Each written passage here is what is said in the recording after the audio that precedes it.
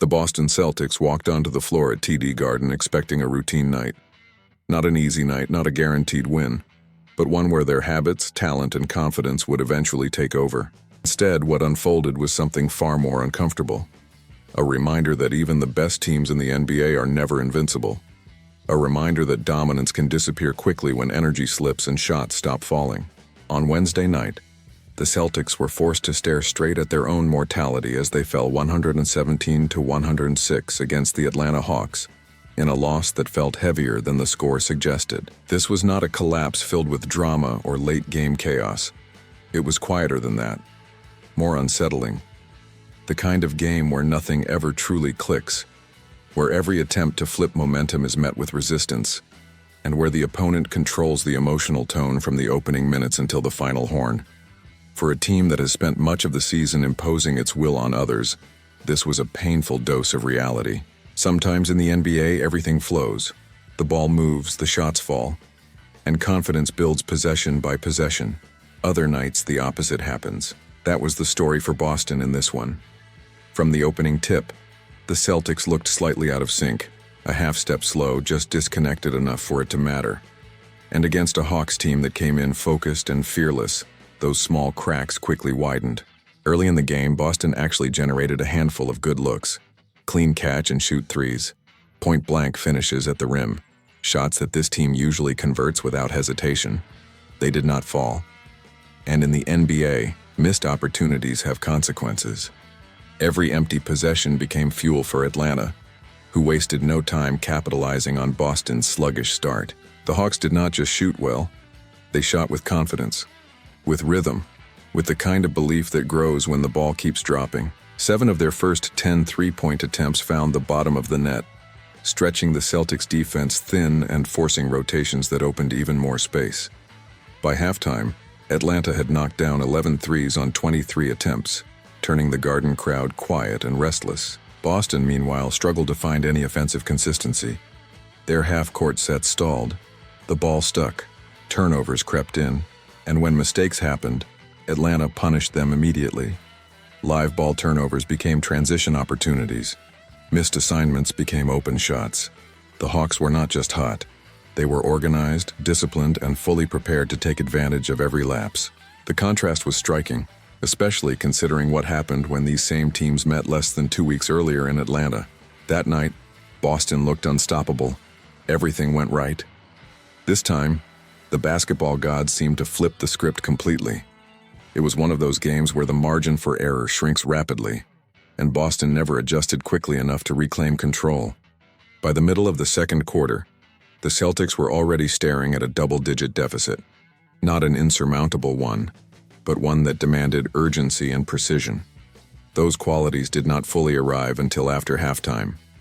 And by then, the hole was deep enough that every small mistake felt magnified. Coming out of the locker room, Boston showed signs of life. Defensive intensity improved. Ball movement picked up.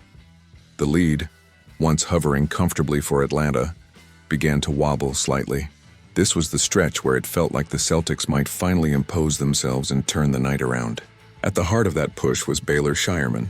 Scheierman entered the game with something that had been missing for much of the night: energy, purpose, edge.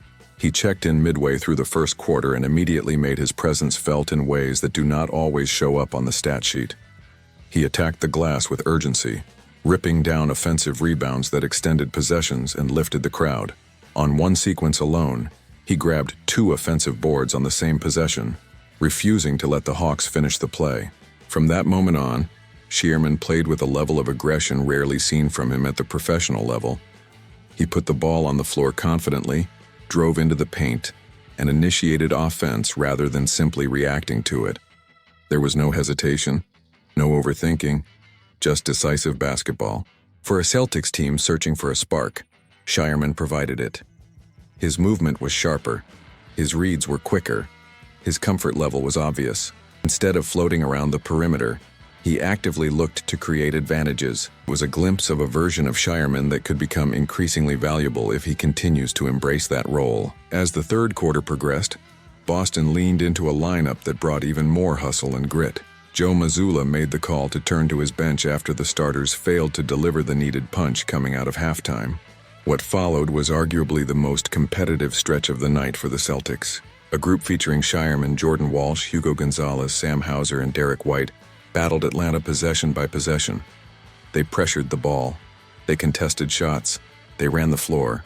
They played with urgency. Over the final 7 minutes of the third quarter, that unit managed to cut into the deficit and bring Boston within 9 points, the closest they had been since the early moments of the game. The comeback never fully materialized, but the effort stood out. This lineup did not shrink under pressure. They fought, they competed, and they reminded everyone that energy and execution can still shift momentum even on a difficult night. Though the Hawks had answers. Every time Boston threatened to string together stops, Atlanta found a timely basket, a tough three, a well-executed drive, a calm response that prevented the Celtics from ever gaining true traction. The lead hovered just out of reach, close enough to tease hope, but stable enough to avoid panic. As the fourth quarter unfolded, fatigue began to show. Boston's legs looked heavy. Shots came up short. Defensive rotations slowed just enough to matter. Atlanta, meanwhile, continued to play with poise, draining the clock and taking smart shots. The gap never closed to the point where the Garden could fully re-engage, and the result became inevitable long before the final buzzer. This loss was not about one player or one decision. It was about rhythm, about energy, about the fine margins that separate dominance from vulnerability in the NBA. The Celtics were not outclassed in terms of talent. They were out-executed, outworked, out-energized, and that is what makes this loss so revealing. For much of the season, Boston has been the team delivering these lessons to others. The team that buries opponents with three-point barrages. The team that turns small mistakes into decisive runs. The team that breaks opponents mentally over the course of 48 minutes. On this night, the roles were reversed. The Hawks played with the hunger of a team trying to prove something. The Celtics played like a team expecting things to eventually fall their way. League expectation without urgency is dangerous. There are positives to take away. Scheierman's performance was encouraging. The bench energy was real. The fight in the third quarter showed that this team does not quit. But there are also clear lessons. Offensive execution must be sharper. Starts matter. Energy cannot be optional even at home, even against teams lower in the standings. Losses like this tend to linger because they feel preventable. They force teams to confront uncomfortable truths. No matter how talented you are, no matter how strong your record looks, every night demands focus and effort.